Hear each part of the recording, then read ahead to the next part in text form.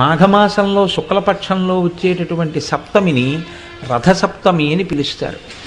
ఎందుకు అలా పిలుస్తారు అంటే దీనికి 2 కారణాలు చెప్పారు పెద్దలు. దీన్ని నేను చాలా సూక్ష్మంగా మాత్రమే మీకు మనవి చేస్తాను. రేపు ఉదయం నుంచి సూర్యభగవానుడి యొక్క రథం ఉత్తర దిక్కుకు తిరుగుతుంది.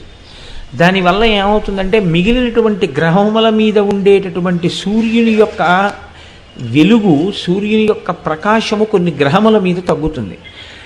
ఇంత పరమపుణ్యప్రదమైన ఉత్తరాయణ పుణ్యకాలంలో ఎటువంటి పాపములు చెయ్యకుండా ఉండగలిగేటటువంటి శక్తి మేధస్సుకి దేనివల్ల కలుగుతుంది అంటే, ఈ కాలమునందు చంద్రప్రకాశం చేత జిల్లేడాకు మీద ఉండేటటువంటి నూగులాంటిది రేగుపండు తలకి తగిలి బ్రహ్మస్థానమునందున్న వేడితో అది సంయోగాన్ని చెందితే రాబోయేటటువంటి కాలంలో వడదెబ్బ తగలకుండా కావలసినటువంటి శక్తిని తలపుంజుకుంటుంది, ఓషధీ శక్తిని.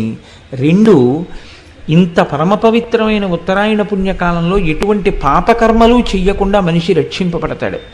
3వది ఏమిటి అంటే, మీకు ఇందాక చెప్పానే యావజ్జీవ కారాగార శిక్ష పడిన వాడిని 12 సంవత్సరముల తర్వాత వదిలేసినట్టుగా ఈశ్వరుడు ఒక్క మనుష్యుడికే ఒక అనుగ్రహం ఇచ్చాడు. ఇది ఎంత తేలికైన అనుగ్రహం ఇచ్చాడంటే, రేపటి రోజు ఉదయం రథసప్తమి తిథి ఉండగా సమంత్రక స్నానం చెయ్యాలి. మంత్రం లేని స్నానం మీరు చేశారనుకోండి, అది కాకి స్నానం అని పిలుస్తారు. దానివల్ల ప్రయోజనం ఏమి ఉండదు. జిల్లేడాకులు రేగుపళ్ళు తల మీద పెట్టుకుని నేను పోసుకున్నానండి అన్నారనుకోండి, దానికి ఏం ఉపయోగం ఉండదు. సమంత్రకమే చేయవలసి ఉంటుంది స్నానాన్ని. దాన్ని మంత్రస్వరూపాన్ని ఏం చేస్తారంటే అందరికీ అందుబాటులోకి తీసుకురావడం కోసం మంత్రం అంటే అంగన్యాస కరన్యాసాలు ఉండాలి, ఒక ఉపదేశం ఉండాలి. ఇవన్నీ మళ్ళీ అందరికీ ఎలా అందుబాటులోకి వస్తాయి? మళ్ళీ అందరూ దీని ఫలితాన్ని ఎలా పొందుతారు? ఇప్పుడు ఆ మంత్రాన్ని శ్లోకరూపం చేస్తారు, అంటే ఇంకా అనుగ్రహిస్తారు. ఇప్పుడు మీరు ఆ శ్లోకం చెప్పిన తరువాత రేగుపళ్ళు జిల్లేడు పళ్ళు తల మీద పెట్టుకుని అప్పుడు నీళ్లు పోసుకుంటే అవి జారి కింద పడిపోతాయి. అలా పడిపోయి అనుకోండి, 7 జన్మల క్రితం చేసినటువంటి పాపాలని ఆ స్నానంతో తీసేస్తారు. అది ఎప్పుడు ఉంటుంది అంటే ఒక్క రథసప్తమి నాడు మాత్రమే ఇస్తారు ఆ అనుగ్రహాన్ని. అది ఎలా ఎందుకు ఇస్తారు అంటే ఈశ్వరుడు యొక్క అనుగ్రహం అంతే. అవి ప్రశ్నించడానికి ఏం ఉండదు. ఎందుకు ఉండదు అంటే, నేను ఇందాక మీకు అందుకే ఉదాహరణ చెప్పాను. యావజ్జీవిత కారాగార శిక్షని తగ్గిస్తే మీరెవరు అడగడానికి? మీరు నేను అడగడానికి ఏం ఉండదు. వీడు జైల్లో బాగానే ఉన్నాడు అని ఒక ఆయన సర్టిఫికేట్ ఇచ్చాడు, ప్రభుత్వం విడుదల చేసింది, అంతే. ఆయన జనజీవన స్రవంతిలోకి వచ్చేసాడు. అలాగే ఈశ్వరుడి కృప కొన్ని నైమిత్తిక తిథుల యందు ప్రసరణం జరుగుతుంది. ఇప్పుడు భీష్మాష్టమి వస్తుంది. ఆ రోజున మీరు తర్పణ భీష్ముడికి విడిచిపెట్టారనుకోండి, విడిచిపెడితే ఏమవుతుందంటే కొడుకులు లేని వారికి కొడుకు పుడతాడు. అంత గొప్ప తిథి అది. పుత్ర సంతానం కలగకుండా అడ్డుకున్నటువంటి పాపాన్ని తొలగించగలదు. అంత గొప్ప శక్తులు కలిగి ఉంటాయి. దానికోసం పెద్దలు ఏం చేస్తారంటే, భవిష్యోత్తర పురాణంలో ఈ విషయాల్ని ప్రస్తావన చేస్తూ దానికి సంబంధించినటువంటి శ్లోకాన్ని ఇచ్చారు. సరే, మనకి తెలుసున్న విషయం ఎలాగో ఉపన్యాసాలు చెప్తున్నాం కదా, మనం నలుగురికి చెప్తే ఎవరు దాని యందు ఆస్తిక్య బుద్ధి ఉందో దాన్ని వారు వినియోగించుకుంటారు అని నేను ఆ శ్లోకాన్ని ఇవాళ రాసుకుని రావడం జరిగింది. ఒక్కసారి మీరు వినండి, రేపు ఆ శ్లోకం చెప్పుకోండి. యజ్జన్మ కృతం పాపం మయా సప్తమ జన్మసు తన్మే రోగంచ శోకంచ మాకరీహంతు సప్తమి ఏతజ్జన్మ కృతం పాపం యచ్చ జన్మాంతరార్జితం మనోవాక్కాయజం యచ్చ జ్ఞాతా జ్ఞేతే చయే పునః ఇది సప్తవిధం పాపం స్నానాన్నే సప్తసప్తికే సప్తవ్యాధి సమాయుక్తం హరమాకరి సప్తమి. 7 జన్మలలో 7 రకాలుగా చేసినటువంటి పాపముల వలన నేను పొందబోతున్నటువంటి 7 రకములైన భయంకర వ్యాధులు ఏ ఉన్నాయో వాటితో సహా ఓ సప్తమి, నేను ఈరోజు ఉదయం చేస్తున్నటువంటి ఈ స్నానము చేత ఆ దురితము తొలగుగాక అని సంకల్పం చేసి ఎవరు స్నానం చేస్తారో వారికి ఆ పాపాన్ని తొలగిస్తారు. కాబట్టి ఇప్పుడు నేను చదివిన శ్లోకాన్ని రేపు మీ అందరూ చదువుకుని చక్కగా స్నానము చేయుదురుగాక. చక్కగా సమంత్రకంగా స్నానం చేయండి, దానివల్ల ఈశ్వరుడు యొక్క అనుగ్రహాన్ని పొందండి. ఆదిత్య హృదయం చదివితే, లోకంలో ఉన్న వాళ్ళందరూ ఆదిత్య హృదయాన్ని చదివితే వానలు పడకపోవడం అన్నది ఉండదు. అపాం మిత్రో, ఆయన నీటికి మిత్రుడు, అందుకే నీటిని వర్షింపచేస్తాడు. మళ్ళీ అపాం మిత్రో వింధ్య వీధి ప్లవంగమహ, ఆ వింధ్య వీధి ఆకాశ వీధిలో తిరుగుతూ ఉంటాడు. బ్రహ్మేశానాచ్యుతేశాయ సూర్యాయ ఆదిత్యవర్చసే, అన్ని ఆయన ఉంటాడు. ఎందుచేత ఆయన సృష్టిస్తాడు. ఆయన లేకపోతే సృష్టి లేదు. మీకు అందుకే చిన్నప్పుడు సైన్స్ లోకమంతా పరిడవిల్లుతోందంటే కారణం సూర్య భగవానుడే, ప్రత్యక్షమైనటువంటి దైవం. ఆయన కోరేది మాత్రం ఒక్కటే, కృతఘ్నఘ్నాయ దేవాయ జ్యోతిషాం పతయే నమః. ఎవడు కృతఘ్నుడు అంటే నువ్వు అడిగినా అడగకపోయినా నీకు జీవితాన్ని ఇస్తున్న పరమాత్మ ఉదయిస్తున్నటువంటి సమయంలో నిద్రపోతున్నవాడు కృతఘ్నుడు. వాడు లేచి సూర్యోదయం జరుగుతున్నప్పుడు నమస్కారం చేసి ఉపాసన చెయ్యాలి. ఒంటి మీద యజ్ఞోపవీతం ఉన్న వాళ్ళందరూ సూర్యోదయానికి ముందర సంధ్యావందనం చెయ్యాలి. ఏ కారణం చేతనైనా ఆలస్యమైతే ప్రాయశ్చిత్తంతో అర్ఘ్యం ఇవ్వాలి. అందుకని కృతఘ్నఘ్నాయ దేవాయ జ్యోతిషాం పతయే నమః. ఆయన కృతఘ్నులై పాపులై ఉన్నటువంటి వారిని సంహరించడం కూడా పరమాత్మకి తెలుసు. ఆయన అన్నిటినీ ముట్టుకుంటాడు, కానీ దేని చేత కల్మషం ఆయనకి అంటదు. ఆయన శవం మీద ఆయన కిరణాలు పడతాయి, బురద మీద ఆయన కిరణాలు పడతాయి, శ్మశానంలో ఆయన కిరణాలు పడతాయి, యజ్ఞ వేదిక మీద ఆయన కిరణాలు పడతాయి, బంగారు మేడ మీద ఆయన కిరణాలు పడతాయి, పనికి మాలినటువంటి ఎందుకు పనికి రాకుండా రోడ్డు పక్కన పడిపోయినటువంటి ఒక కుక్క కళేబరం మీద ఆయన కిరణాలు పడతాయి.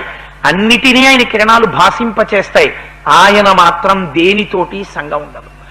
ఆయన కిరణములు దేన్ని ముట్టుకున్న ఆయన అపవిత్రుడు కాడు. తనంత తానుగా ఆయన పరబ్రహ్మస్వరూపుడు, జ్యోతిస్వరూపుడు, పరంజ్యోతి. అటువంటి వాడు ఏష బ్రహ్మాచ విష్ణుశ్చ శివ స్కంధ ప్రజాపతి. ఆయనే ప్రజాపతి, ఆయనే సృష్టి చేస్తాడు. సూర్యకిరణాలు లేకపోతే గర్భవతి అయిన స్త్రీ చీకట్లో ఉండిపోయింది అనుకోండి, గర్భంలో ఉండేటటువంటి శిశువుకి ఎదుగుదల ఉండదు. అందుకే మనకి తనంత తానుగా విటమిన్ ఈ ఎక్కడి నుంచి వస్తుంది అంటే సూర్యకిరణాల్లోంచి వస్తుంది. అందుకే నీతి శాస్త్రంలో మాట చెప్తారు, బాలార్క ప్రేత ధూమశ్చ.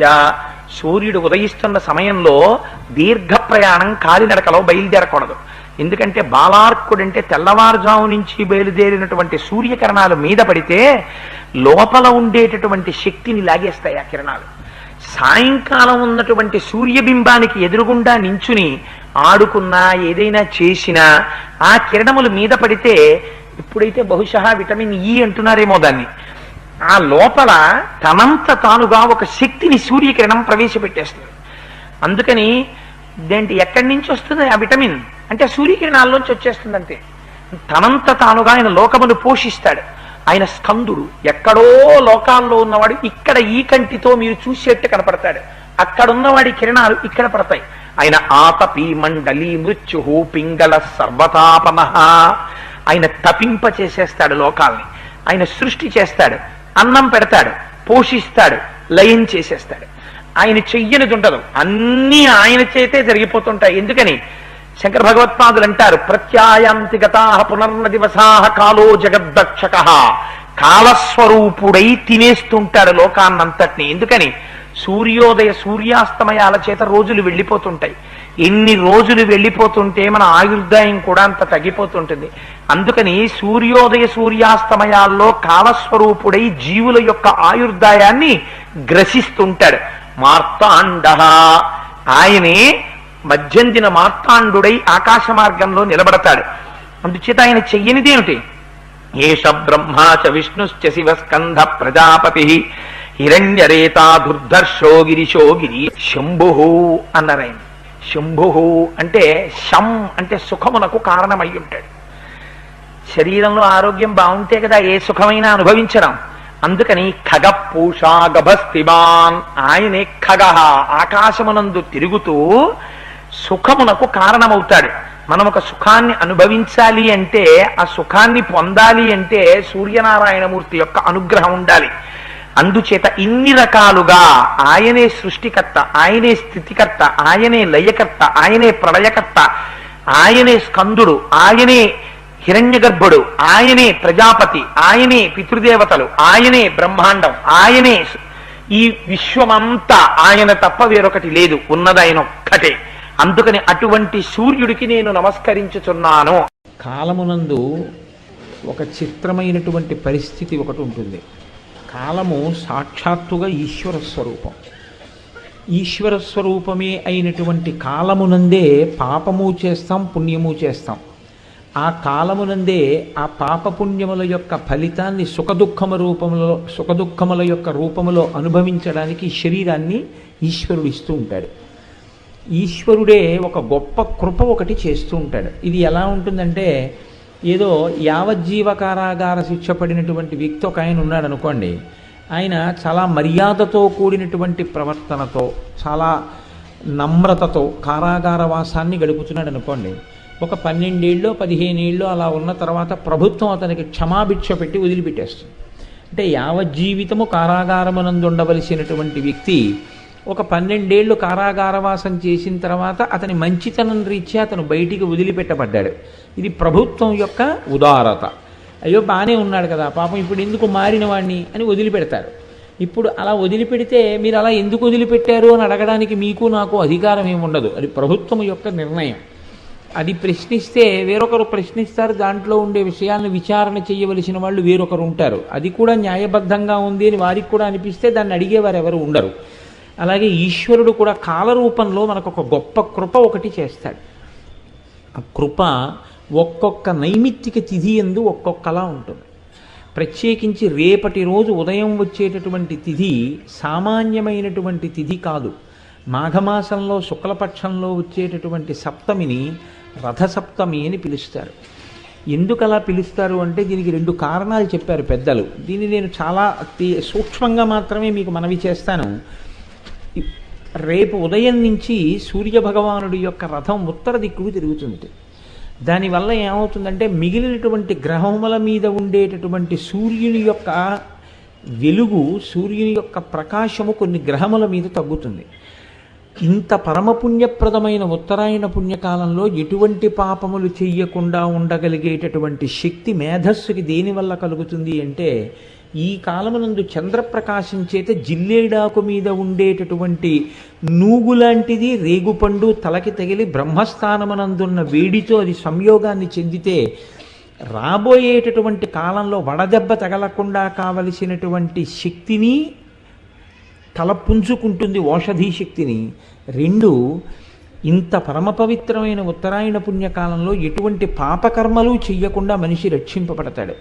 3వది ఏమిటి అంటే, మీకు ఇందాక చెప్పానే యావజ్జీవ కారాగార శిక్ష పడిన వాడిని 12 సంవత్సరముల తర్వాత వదిలేసినట్టుగా ఈశ్వరుడు ఒక్క మనుష్యుడికే ఒక అనుగ్రహం ఇచ్చాడు. ఇది ఎంత తేలికైన అనుగ్రహం ఇచ్చాడంటే, రేపటి రోజు ఉదయం రథసప్తమి తిథి ఉండగా సమంత్రక స్నానం చెయ్యాలి. మంత్రం లేని స్నానం మీరు చేశారనుకోండి, అది కాకి స్నానం అని పిలుస్తారు. దానివల్ల ప్రయోజనం ఏమి ఉండదు. జిల్లేడాకులు రేగుపళ్ళు తల మీద పెట్టుకుని నేను పోసుకున్నానండి అన్నారనుకోండి, దానికి ఏం ఉపయోగం ఉండదు. సమంత్రకమే చేయవలసి ఉంటుంది స్నానాన్ని. దాన్ని మంత్రస్వరూపాన్ని ఏం చేస్తారంటే అందరికీ అందుబాటులోకి తీసుకురావడం కోసం మంత్రం అంటే అంగన్యాస కరన్యాసాలు ఉండాలి, ఒక ఉపదేశం ఉండాలి. ఇవన్నీ మళ్ళీ అందరికీ ఎలా అందుబాటులోకి వస్తాయి? మళ్ళీ అందరూ దీని ఫలితాన్ని ఎలా పొందుతారు? ఇప్పుడు ఆ మంత్రాన్ని శ్లోక రూపం చేస్తారు, అంటే ఇంకా అనుగ్రహిస్తారు. ఇప్పుడు మీరు ఆ శ్లోకం చెప్పిన తరువాత రేగుపళ్ళు జిల్లేడు పళ్ళు తల మీద పెట్టుకుని అప్పుడు నీళ్లు పోసుకుంటే అవి జారి కింద పడిపోతాయి. అలా పడిపోయి అనుకోండి, 7 జన్మల క్రితం చేసినటువంటి పాపాలని ఆ స్నానంతో తీసేస్తారు. అది ఎప్పుడు ఉంటుంది అంటే ఒక్క రథసప్తమి నాడు మాత్రమే ఇస్తారు ఆ అనుగ్రహాన్ని. అది ఎలా ఎందుకు ఇస్తారు అంటే ఈశ్వరుడు యొక్క అనుగ్రహం అంతే. అవి ప్రశ్నించడానికి ఏం ఉండదు. ఎందుకు ఉండదు అంటే, నేను ఇందాక మీకు అందుకే ఉదాహరణ చెప్పాను. యావజ్జీవిత కారాగార శిక్షని తగ్గిస్తే మీరెవరు అడగడానికి? మీరు నేను అడగడానికి ఏం ఉండదు. వీడు జైల్లో బాగానే ఉన్నాడు అని ఒక ఆయన సర్టిఫికేట్ ఇచ్చాడు, ప్రభుత్వం విడుదల చేసింది, అంతే. ఆయన జనజీవన స్రవంతిలోకి వచ్చేసాడు. అలాగే ఈశ్వరుడి కృప కొన్ని నైమిత్తిక తిథుల యందు ప్రసరణం జరుగుతుంది. ఇప్పుడు భీష్మాష్టమి వస్తుంది. ఆ రోజున మీరు తర్పణ భీష్ముడికి విడిచిపెట్టారనుకోండి, విడిచిపెడితే ఏమవుతుందంటే కొడుకులు లేని వారికి కొడుకు పుడతాడు. అంత గొప్ప తిథి అది. పుత్ర సంతానం కలగకుండా అడ్డుకున్నటువంటి పాపాన్ని తొలగించగలదు. అంత గొప్ప శక్తులు కలిగి ఉంటాయి. దానికోసం పెద్దలు ఏం చేస్తారంటే, భవిష్యోత్తర పురాణంలో ఈ విషయాల్ని ప్రస్తావన చేస్తూ దానికి సంబంధించినటువంటి శ్లోకాన్ని ఇచ్చారు. సరే, మనకి తెలుసున్న విషయం ఎలాగో ఉపన్యాసాలు చెప్తున్నాం కదా, మనం నలుగురికి చెప్తే ఎవరు దాని ఎందు ఆస్తిక్య బుద్ధి ఉందో దాన్ని వారు వినియోగించుకుంటారు అని నేను ఆ శ్లోకాన్ని ఇవాళ రాసుకుని రావడం జరిగింది. ఒక్కసారి మీరు వినండి, రేపు ఆ శ్లోకం చెప్పుకోండి. యజ్జన్మ కృతం పాపం మయా సప్తమ జన్మసు తన్మే రోగంచ శోకంచ మాకరీహంతు సప్తమి ఏతజ్జన్మ కృతం పాపం యచ్చ జన్మాంతరార్జితం మనోవాక్కాయజం యచ్చ జ్ఞాతా జ్ఞేతే చ యే పునః ఇది సప్తవిధం పాపం స్నానాన్నే సప్తసప్తికే సప్తవ్యాధి సమాయుక్తం హరమాకరి సప్తమి. 7 జన్మలలో 7 రకాలుగా చేసినటువంటి పాపముల వలన నేను పొందబోతున్నటువంటి 7 రకములైన భయంకర వ్యాధులు ఏ ఉన్నాయో వాటితో సహా ఓ సప్తమి, నేను ఈరోజు ఉదయం చేస్తున్నటువంటి ఈ స్నానము చేత ఆ దురితము తొలగుగాక అని సంకల్పం చేసి ఎవరు స్నానం చేస్తారో వారికి ఆ పాపాన్ని తొలగిస్తారు. కాబట్టి ఇప్పుడు నేను చదివిన శ్లోకాన్ని రేపు మీ అందరూ చదువుకుని చక్కగా స్నానము చేయుదురుగాక. చక్కగా సమంత్రకంగా స్నానం చేయండి, దానివల్ల ఈశ్వరుడు యొక్క అనుగ్రహాన్ని పొందండి. ఈశ్వరుడు అనుగ్రహిస్తే మాత్రం ఎంతమంది ఈ శ్లోకం చదివి స్నానం చేస్తారని మీరు అనుకుంటున్నారు? చేసుకోలేరు. ఆ అదృష్టం ఇవాళ లలితాపరాభట్టారిక మనకి కల్పించింది. ఈ ఉపన్యాసాలు అవుతున్నాయి కాబట్టి నేను ఇవాళ ప్రస్తావన చేశాను. కాబట్టి ఈ అవకాశాన్ని ఎవరికి దాని యందు నమ్మకం ఉందో వారు వినియోగించుకుందరుగాక. నమ్మకం లేని వాళ్ళు ఈ సభలో ఉన్నారని నేను అనుకోను. అసలు వెళ్ళిపోతుంటాయి, ఎన్ని రోజులు వెళ్ళిపోతుంటే మన ఆయుర్దాయం కూడా అంత తగ్గిపోతుంటుంది. అందుకని సూర్యోదయ సూర్యాస్తమయాల్లో కాలస్వరూపుడై జీవుల యొక్క ఆయుర్దాయాన్ని గ్రసిస్తుంటాడు. మార్తాండ, ఆయనే మధ్యందిన మార్తాండుడై ఆకాశ మార్గంలో నిలబడతాడు. అందుచేత ఆయన చెయ్యనిదేమిటి? ఏష బ్రహ్మా చ విష్ణుశ్చ శివస్కంధ ప్రజాపతి హిరణ్యరేతా దుర్ధర్షో గిరిశో గిరి శంభు అన్నారు ఆయన. శంభు అంటే శం అంటే సుఖమునకు కారణమై ఉంటాడు. శరీరంలో ఆరోగ్యం బాగుంటే కదా ఏ సుఖమైనా అనుభవించడం. అందుకని ఖగ పూషా గభస్తిమాన్, ఆయనే ఖగ, ఆకాశమునందు తిరుగుతూ సుఖమునకు కారణమవుతాడు. మనం ఒక సుఖాన్ని అనుభవించాలి అంటే, ఆ సుఖాన్ని పొందాలి అంటే సూర్యనారాయణమూర్తి యొక్క అనుగ్రహం ఉండాలి. అందుచేత ఇన్ని రకాలుగా ఆయనే సృష్టికర్త, ఆయనే స్థితికర్త, ఆయనే లయకర్త, ఆయనే ప్రళయకర్త, ఆయనే స్కందుడు, ఆయనే హిరణ్యగర్భుడు, ఆయనే ప్రజాపతి, ఆయనే పితృదేవతలు, ఆయనే బ్రహ్మాండం, ఆయనే ఈ విశ్వమంతా ఆయన తప్ప వేరొకటి లేదు, ఉన్నదైన ఒక్కటే. అందుకని అటువంటి సూర్యుడికి నేను నమస్కరించుచున్నాను అనగానే ఏం జరుగుతుంది అన్నారు. అంటే అగస్త్య మహర్షి అన్నారు, ఏతత్ త్రిగుణితిం జప్త్వా యుద్ధేషు విజీష్యసి అస్మిన్ క్షణే మహాబాహో రావణం త్వం వధిష్యసి. దునోతుధ్వం తన్న స్థులితదలితి ఇందీవరవనం ఘనస్నిగ్ధశ్లక్షణం చికుర నికురంబం తమసివే యదీయం సౌరభ్యం సహజముపలబ్ధం సుమనసో వసంతస్మిన్ మన్యే వలమధన వాటీ విటపినాం అంటారు శంకర్లు. నల్ల గండు తుమ్మెదల బారులా, నల్ల కలువల తండంలా అంత నల్లగా ఉంటుంది ఆవిడ కొప్పు. మరి ఎప్పుడో పుట్టిన జుట్టు ఎందుకు తెల్లబడదు అంటే ఆమె కాలమునకు లొంగదు, కాలం ఆవిడికి లొంగి ఉంటుంది. అందుకని సూర్యచంద్రుల నేత్రములు. అందుకే శంకరాచార్యులు వారు చిన్నది ఎప్పి పొడిచారు సౌందర్యలహరిలో, సుధామప్యాస్వాద్య ప్రతిభయజరా మృత్యుహరిణీం విపద్యంతే విశ్వే విధిశతముఖాముఖాద్యాది విశద కరాళం యక్షేళం కబళతపత కాలకలనా నశంభోస్తన్మూలం తప జనని తాటంక మహిమా అన్నారు. అమ్మ హాలాహలం దాగి శివుడు బతికేశాడంటే ఆయన గొప్ప కాదులేమ్మా, సూర్యచంద్రుడు నీతాటంకములయ్యుంటే నీ మాంగళ్యానికి ఇబ్బంది ఎక్కడొస్తుందమ్మా, అందుకు నిలబడగలిగాడన్నారు. చమత్కారం. కాబట్టి ఆ తల్లికి తాటంక యుగళీభూత తపనోడు పమండల. అసలు ఇది కాదు, శంకర భగవత్పాదులు చేసిన అద్భుతమైనటువంటి విశేషం ఇంకొకటి ఉంది. అందులో ఒక చోట ఆయన అంటారు సౌందర్యలహరిలో, ఆ తల్లి గురి అహస్సూతే సవ్యం తవ నయనమర్కాత్మకతయా త్రియామాం వామంతే సృజతి రజనీ నాయకతయా. అమ్మా, నీకు కుడి కన్ను సూర్యుడు, ఎడం కన్ను చంద్రుడు, కానీ నీకు మధ్యలో ఓ కన్నుంది, ఆ కన్ను అగ్నిహోత్రం, ఆ ఎర్రగా ఉంటుంది. ఇప్పుడు కుడి కన్ను సూర్యుడైతే త్రియామాం వామంతే సృజతి రజనీ నాయకతయా, ఆ ఎడమ కన్ను చంద్రుడైతే 3 యామములు రాత్రి కాలమునందు ఉంటుంది. రాత్రికాలమంతా చంద్రుడిగా ఆవిడ ఎడమ కంటితో చూస్తూ ఉంటుంది, పగటి కాలమంతా సూర్యుడిగా కుడి కంటితో చూస్తూ ఉంటుంది. ఇప్పుడు రాత్రింబవళ్ళు దేనివల్ల ఏర్పడ్డాయి? ఆవిడ చూపుల వల్ల ఏర్పడ్డాయి. బాగానే ఉందండి. మరి 3 సంధ్యలు ఉన్నాయి.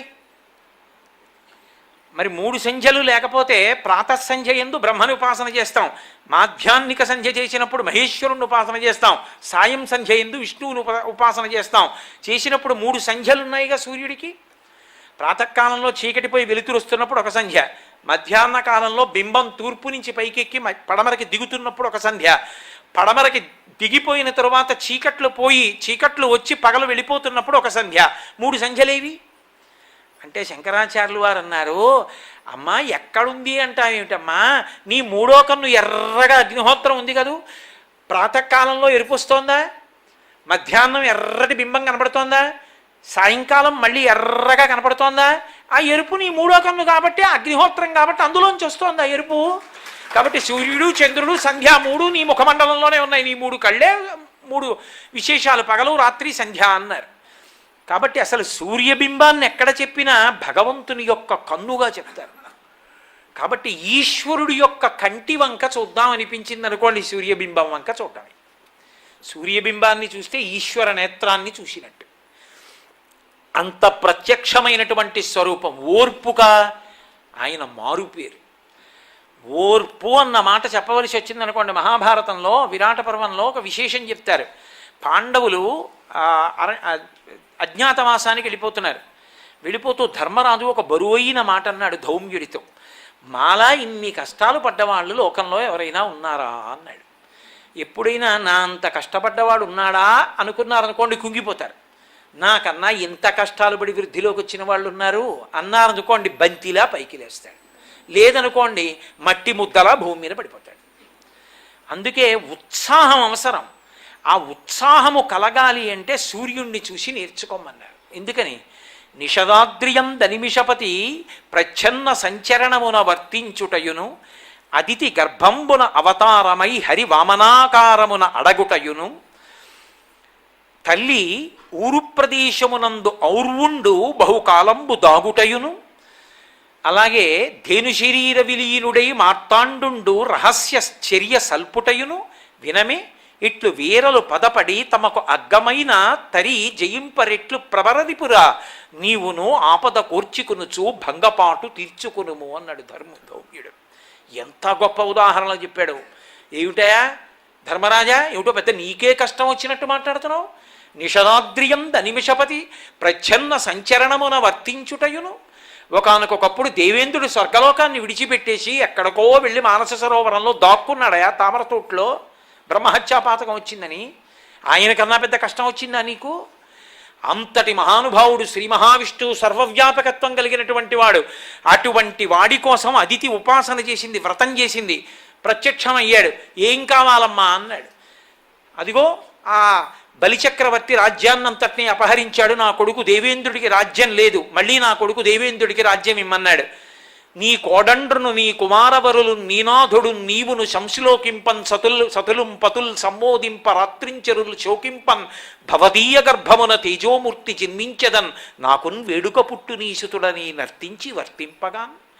అమ్మా నీ కడుపులో పడుకుని నీకు కొడుగ్గా రావాలనుంది, వరమిస్తావా అన్నాడు. ఎందుకని? అందరికీ ఇచ్చే చెయ్యి లక్ష్మీపతి. చంపుదామంటే ప్రహ్లాదుడి మనవడు చంపలేడు, చంపకపోతే ఇంద్రుడికి రాజ్యం రాదు. ఇంతటి శ్రియప్పతి ఇలా చెయ్యి చాపి అడగాలి అంటే బ్రహ్మచారిగా రావడం కోసం అంతటా నిండిపోయినవాడు వామనమూర్తి పొట్టివాడై అమ్మ కడుపులో పడుకున్నాడు. పడుకుని పైకొచ్చి బలిచక్రవర్తి దగ్గరికి వెళ్ళి చెయ్యి చాపి పుచ్చుకుని పెరిగి పెద్దవాడై వచ్చిన రాజ్యాన్ని ఇంద్రుడికి ఇచ్చి మాట నిలబెట్టుకున్నాడు. అంతకన్నా పెద్ద కష్టం వచ్చిందేండి నీకు? ఇవన్నీ ఒకెత్తు. ధేను శరీర విలీనుడై మార్తాండు రహస్య చర్య సల్పుటయును. మార్తాండు అంటే సూర్యనారాయణమూర్తి, మృతి చెందిన అండములు కూడా బ్రతికించగలిగినటువంటి వాడు. అంతటి తేజోవంతుడు, అంతటి శక్తివంతుడు, అంతటి తేజశాలి. ఒక గోవు యొక్క శరీరంలోకి సమస్త దేవతలు ఇమిడిపోవాలి, అది పరదేవతా స్వరూపం కాబట్టి. చక్షుషోహ భాస్కరం పూజయామి, ఆ ఆవు యొక్క కన్నులలోకి వెళ్ళిపోయాడు ఇంత తేజోమూర్తి కూడా. సూర్యుడికి ఇలా పువ్వు వెయ్యడం సాధ్యం కాదు. దేవాలయంలో మూర్తి పూజ వేరు, నేను కాదంటలేదు. పంచాయతనంలో పూజ వేరు, నేను కాదంటలేదు. అంతటి సూర్య తేజస్సుకు అంతటికి ఒక పువ్వు వెయ్యాలనుకోండి, ఎక్కడ సాధ్యమో తెలుసా? మామూలు తేజస్సు కాదు, మార్తాండ తేజస్సు. అంతటా నిండిపోయి దుర్నిరీక్షమైపోయినటువంటి మార్తాండ తేజస్సు లోకుల ఉపాసన కొరకు అణగిపోయింది. వెళ్ళి ఎక్కడ అణిగిపోయిందంటే ఆవు యొక్క కంటిలోకి అణిగిపోయింది. ఆవు కంటి దగ్గర ఒక పువ్వు వేశారనుకోండి, సూర్యమండలం యొక్క తేజస్సునంతటినీ మీరు ఒక పువ్వుతో ఆరాధన చేసినట్టు. కాబట్టి ధేను శరీర విలీనుడై మార్తాండు రహస్యచర్య సల్పుటయును, ఆయన ఏదో ధేను ఎందు ఆర్తి పొందాడని వేరొక విషయం కూడా చెప్తారు. కానీ ఆవు యొక్క కంటి కాంతిలోకి మార్తాండ కాంతి ఇమిడిపోలేదు లోకుల యొక్క ఉపాసన కొరకు, పరదేవతా స్వరూప నిర్ధారణ కొరకు. అలా తల్లి ఊరు ప్రదేశంబునందు ఔర్వుండు బహుకాలంబున దాగుటయును. ఒకానొకప్పుడు హైహైలు రాజ్యం చేసే సమయంలో భార్గవులు అంటే పురోహితులందరూ కూడా తమ ఐశ్వర్యం అంతా పుచ్చేసుకున్నారని కోపం వచ్చి ధనం ఇచ్చేసిన వాళ్ళ దగ్గర బలవంతంగా పుచ్చేసుకున్నారు. ఇవ్వకుండా పారిపోయిన వాళ్ళని బాణాలు వేసి కొట్టి చంపేశారు హైహై రాజులు. అలా ఉన్నప్పుడు ఒక ఆవిడ గర్భంతో ఉంది. ఆ పిల్లవాడు పుడితే చంపేస్తాడేమోనని ఆవిడేం చేసిందంటే తన శక్తి చేత కడుపులో ఉన్న పిల్లవాడిని తొడలో దాచేసుకుంది. 100 ఏళ్ళు దాచేసింది. 100 ఏళ్ల తర్వాత ఆ పిల్లవాడు పుడుతూనే గొప్ప తేజస్సుతో హుంకారం చేస్తూ పుట్టాడు. ఔర్వుడు 100 ఏళ్ళు అమ్మ తొడలో పడుకోలా? ఏమిటో 1 సంవత్సరం అజ్ఞాతవాసం చేయడానికి మా అంత కష్టపడ్డ వాళ్ళు ఉన్నారా అంటున్నావు? అంతంత కష్టాలు పడ్డవాళ్ళు ఉన్నాళ్ళు. లోకంలో ఏదైనా చదువుకోవడం, ఏదైనా నేర్చుకోవడం ఎందుకు అంటే మనకొక ఇబ్బంది కలిగినప్పుడు మనకన్నా ఇబ్బంది పడిన వాళ్ళు ఉన్నారని తెలుసుకొని వినమే. వీరులు పగపడి ఎట్లు పరుల జయింపరు, వాళ్ళు అంత ఓర్పు పట్టి తర్వాత శత్రువుల్ని జయించి మళ్ళీ గొప్పవాళ్ళు అయ్యారు. అమనమూర్తి చెయ్యి చాపి కదూ అవతారమై అంత గొప్ప కీర్తి గణించాడు. కాబట్టి ధర్మనందన బెంగపెట్టుకుంటామే, ఓర్పు పట్టి మళ్ళీ రాజ్యాన్ని సంపాదించుకో అంటాడు ధౌమ్యుడు. అలా సూర్యమండలం వంక చూస్తే చాలు ఓర్పు జ్ఞాపకానికి వస్తుంది. హురే మనం ఎంత సహనంతో ఉండాలరా. లోకంలో రకరకాలైన పోకడలు ఉంటాయి, అన్నిటికీ నువ్వు ఆవేశపడితే ఎలా? ఓర్పుతో ఉండడం నేర్చుకోవాలి. సహనమే శ్రీరామరక్ష. ఆ సహనాన్ని సర్వకాలములయందు మన కంటి ముందు ఉదాహరణగా కనపడి మనకి అందించేటటువంటిది సూర్యబింబం. మహానుభావుడు అంతటి ఓర్పుని మనకందరికీ కూడా ప్రబోధం చేస్తాడు. అటువంటి సూర్యనారాయణమూర్తి యొక్క గొప్పతనం ఎక్కడుందంటే అసలు సూర్యకిరణముల యొక్క స్పర్శ లేదనుకోండి, ఆ స్పర్శ లేని నాడు అసలు లోకంలో పంటలు పండడం ఒకెత్తు, లోకంలో పదార్థాన్ని నిలవ చేసేటటువంటి అవకాశం ఉండదు. దేనియందు విశేషమైనటువంటి ఆ రోగ నిరోధక శక్తిని ఇవ్వగలిగినది లేదా శరీరాన్ని పోషించడంలో ఉత్కృష్ట పదార్థమైనది నిలవ చెయ్యాలి అంటే కేవలము సూర్యకిరణముల చేత తప్తమైతేనే సాధ్యం. నే చెప్పిన వాక్యాలకు ఉదాహరణ కోసం మీరు ఏమీ పెద్ద మళ్ళీ నేనే చెప్పాలని ఆలోచించక్కర్లా. ఒడియాలు పెట్టట్లా? ఒడియాలు ఎందులో ఉడికించి దాస్తున్నారు? పచ్చి గుమ్మడికాయని పిండిలో కలిపి సూర్యకిరణాలకు ఎదురుగుండా పెడతారు. పెడితే ఒడియాలు ఇప్పుడు ఎవరు పెడతారు? వానల్లో పెట్టరు, ఎండాకాలంలో పెట్టుకుంటారు. అవి ఏమవుతాయి? సూర్యకిరణముల యొక్క స్పర్శని పొందుతాయి, గలగలలాడుతూ చక్కగా అంటుకుని ఎండిపోతాయి, తెచ్చి డబ్బాలో పడేస్తారు. ఒడియాలన్నీ వాడేశాక డబ్బా కూడా గుమగుమలాడుతూ ఉంటుంది, కానీ నిలవ దోషం వచ్చి పురుగు పడుతుందా? సూర్యకిరణ స్పర్శ చేత నిలవకి యోగ్యం అవుతుంది పదార్థం. అది శరీరాన్ని పోషించడంలో అంత గొప్ప శక్తిని పొందుతుంది. మామిడికాయ ఎంతో గొప్పది, కానీ ఆ మామిడికాయ 365 రోజులు ఉండదు. అందుకే ఒరుగులు చేసి దాస్తారు. మామిడికాయ ముక్కలు కోసి ఎండలో ఎండబెట్టి డబ్బాలో వేసి దాచట్ల, దానికి కూడా పెద్ద ప్రసంగం ఎందుకు? అప్పడాలు సూర్యుడి దగ్గర పెట్టి దాచి ఆఖరికి ఉపనయనం చేసినా తీసుకొచ్చి ఒడియాలును యజ్ఞవేది దగ్గర పెట్టట్లా. సూర్యుని యొక్క కిరణ స్పర్శ చేతనే ఇవి సాధ్యం. అసలు మనుష్య శరీరం లేచి నిలబడాలి. ఎందుకని అంటే దీనికి ఈశ్వరుడు ఊర్ధ్వముఖ చలనం ఇచ్చాడు, మిగిలిన ఉపాధులకు ఇవ్వడు. సరే, ఉద్భుజములను విడిచిపెట్టండి. భూమి చీల్చుకుని పైకొచ్చినా దానికి ఒక కారణం, దానికి ఒక పెద్ద ఇబ్బంది ఉంటుంది. పాదపములు అంటారు. అంటే అవి వెళ్ళిపోలేవు. దాన్ని ఏదో చిన్న చెట్టు ఉందనుకోండి, మంచి సంతోషంగా ఇట్నుంచి మేక, అట్నుంచి గొర్రె, ఇట్నుంచి ఆవు, ఇట్నుంచి ఎద్దు వస్తుంది అనుకోండి, చెంగున ఎగిరి ఎక్కడికో వెళ్ళలేదు అది. అలాగే ఉండాలి. దాని ఆకులను తినేస్తోంది అనుకోండి, ఏమీ చేయలేదు. అలాగే ఉండాలి. మార్నింగ్ వాక్ అని పేరు పెట్టుకుని జేబులో ప్లాస్టిక్ కవర్ పెట్టి వాడు వేసుకున్న పూల చెట్టు వీడు వంచేసి కొమ్మలన్నీ పూలు పోసేస్తున్నాడు అనుకోండి, అలాగే ఉండాలి. అది పాపం ఎటు వెళ్ళిపోలేదు. కానీ మనం ఎక్కడికి కావాలో అక్కడికి వెళ్ళగలం, కదలగలం. రెండు, మనిషి శరీరం భూమికి అడ్డంగా పుడుతుంది, భూమికి ఇలా నిలువుగా లేచి నిలబడుతుంది. ఎందుకో తెలుసా? దానికి ఒక కారణం ఉంది. సాధారణంగా దేవాలయాలన్నీ కొండల మీద ఉంటాయి. సనాతన ధర్మంలో కొండల మీద దేవాలయాలు ఉండేటటువంటి స్థితి, కొండల మీద స్వయంభూ దగ్గర నుంచి దేవాలయాలు ఉండడం, ఇది సనాతన ధర్మమునకు మాత్రమే చెందిన సిద్ధాంతం. ఎందుకో తెలుసా? కొండ మీదకి ఇలా చూసినప్పుడు మీరు పైకెత్తాలి ఉత్ అని. అంటే ఊర్ధ్వముఖ చలనం చెయ్యాలి నువ్వు. భూమికి అడ్డంగా ఎప్పుడు పడుండడం కాదు. కోరిక ఉండడం తప్పు కాదు, కోరిక జీవిత చరమాంకం కాదు. పరమాత్మని చేరుకునేటటువంటి ప్రయత్నం చెయ్యి. నువ్వు కూడా ఊర్ధ్వముఖంగా పెరగడం నేర్చుకో అని మనకి శరీరం పాఠం చెప్తూ ఉంటుంది. అలా నిలబడాలి అంటే ప్రధానమైనటువంటి అవసరం ఏది అంటే ఎముక. ఆ ఎముక దేని చేత పోషింపబడుతుందంటుందంటే శాస్త్రం, సాయంకాలం వేళ వచ్చేటటువంటి సూర్యరశ్మి చేత పోషింపబడుతోంది అంటారు. విటమిన్ ఏ సమృద్ధంగా ఉంటుంది అందులోని. అందుకే ఆ విటమిన్ ఈ సూర్యకిరణములు తగలని చోట ఉన్న వాళ్ళకి రికెట్స్ అన్న వ్యాధి వస్తూ ఉంటుంది అంటారు పిల్లల్లో. అంటే అసలు మనుష్య శరీర నిర్మాణమునకు అత్యంత ప్రధానమైనటువంటి ఏ పోషక పదార్థం ఉన్నదో దానిని ఉచితంగా ₹1 పుచ్చుకోకుండా వెదజల్లి ఇచ్చేసేటటువంటి వాడు లోకంలో ఎక్కడైనా ఉన్నాడు అంటే అది ఒక్క సూర్యనారాయణమూర్తి మాత్రమే. పైగా మీకు సూర్య సంబంధమైనటువంటి విశేషమేమి అంటే సూర్య దేవాలయాలు సాధారణంగా కొండల మీద ఉండవు. సూర్య దేవాలయాలన్నీ కూడా సాధారణంగా నేల మీదే ఉంటాయి తప్ప కొండ మీద ఉండడం తక్కువ. ఒకే ఒక్క దేవాలయం కొండ మీద ఉంది నాకు తెలిసినంత వరకు. తూర్పుగోదావరి జిల్లా పెద్దాపురంలో పాండవుల మెట్ట అని ఒక సూర్యనారాయణమూర్తి దేవాలయం అద్భుతంగా ఉంటుంది. భీముని పాదం కూడా ఉంటుంది. ఆ దేవాలయం మాత్రం కొండ మీద ఉంది.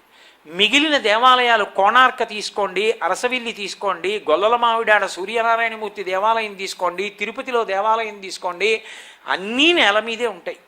అంటే మీకు ఇలా మాంసనేత్రంతో చూడడం ఎంత తేలికో అలా గుళ్ళోకి వెళ్ళడం కూడా అంత తేలికైన దేవాలయం సూర్య దేవాలయాలు. అంత అందుబాటులో అంత కిందకొచ్చేటటువంటి భగవత్ స్వరూపం లోకంలో సూర్యనారాయణమూర్తి యొక్క స్వరూపం. అటువంటి మహానుభావుణ్ణి ఉపాసన చేయడం, అటువంటి మహానుభావుడికి నమస్కారం చేయడం ఎంత తేలికైనటువంటి విశేషం. పైగా ఆయన గ్రహమండలానికి అంతటికీ రాజు. ఆయనని అనుసరించి ఆయన యొక్క కిరణములు పడినటువంటి కారణం చేత మిగిలిన గ్రహములన్నీ ప్రకాశిస్తుంటాయి తప్ప అసలు ఆయన అనుగ్రహము లేనినాడు, ఆయన యొక్క తేజస్సు పడనినాడు మిగిలిన గ్రహములు ప్రకాశించడం అనేటటువంటిది సాధ్యమయ్యేటటువంటి విషయమే కాదు. సూర్యుడి విషయంలో ఉపాసకులైన వాళ్ళంటే ఆ భక్తి శ్రద్ధలు కలిగిన వాళ్ళు ఒక్క నమస్కారం చేస్తే చాలు అనుగ్రహించేసినటువంటి ఘట్టాలు ఎన్నున్నాయో. నేను నిన్నని మీకు భాస్కరరాయల వారి విశేషం గురించి చెప్పాను. సర్వమంగళీశ్వర శాస్త్రి గారని దక్షిణ భారతదేశంలో ఒక మహానుభావుడు ఉండేవారు. వారు ఒకప్పుడు పూరి క్షేత్రానికి వెళ్ళారు. వెడితే ప్రసాదం ఇస్తే ఆ ప్రసాదాన్ని రావి ఆకులో పెట్టుకుని తింటున్నారు. అందుకే ఎవరితో పడితే వాళ్ళతో వాదన పెట్టుకోకూడదు. అలా వాదన చేస్తే ఏమవుతుందంటే పొరపాటున మనం కూడా ఆవేశంలో గబుక్కుని నోటి వెంట అనకూడని మాటలు వచ్చేస్తాయి. అందుకే పెంకితనంతో మాట్లాడే వాళ్ళతో వాదన చెయ్యవద్దు అని చెప్తుంది శాస్త్రం.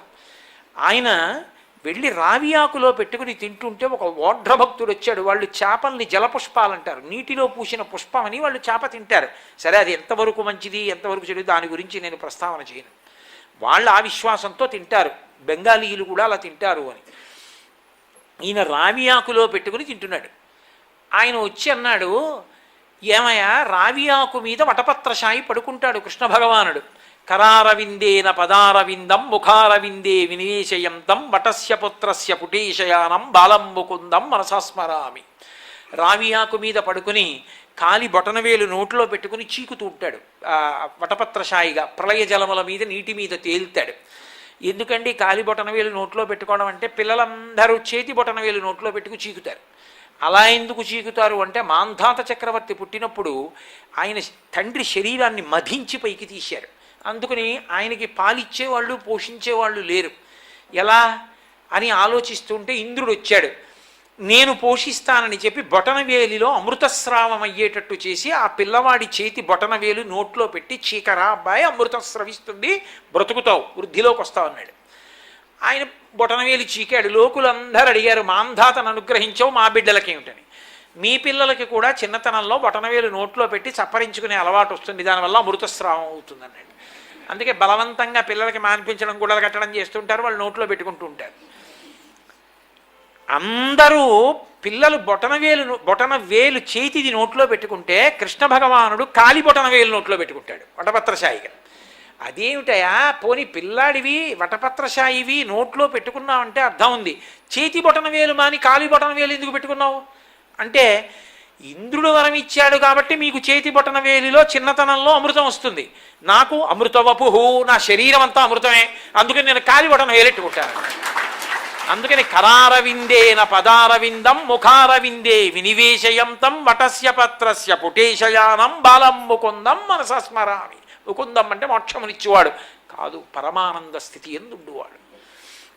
అటువంటి వటపత్రశాయి పడుకుంటాడయా రావ్యాకు మీద. మళ్ళీ వెనక్కి రండి సర్వమంగళేశ్వర శాస్త్రి గారి కథలోకి.